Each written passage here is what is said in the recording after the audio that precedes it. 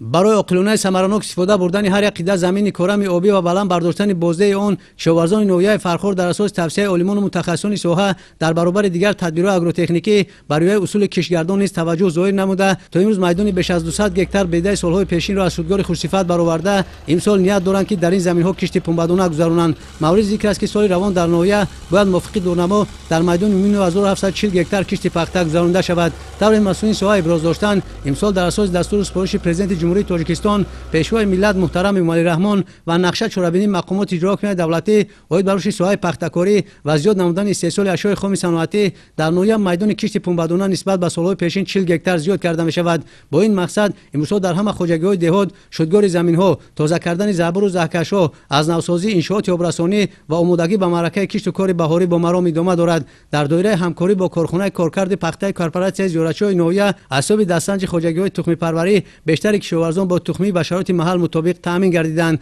همزمان با ابتکار ریاست کشاورزی مقامات اجرا کننده دولتی برای در میدان زیاده از 3000 گکتار انجام دادن کشت پنبه‌دانه تخمی خوشصفت به اهل زحمت دسترس گردیده است و با استفاده از این تخمی کشاورزان نیت دارند که در میدان 2000 گکتار کشت زیر پلانکای پنبه‌دانه گذرانند.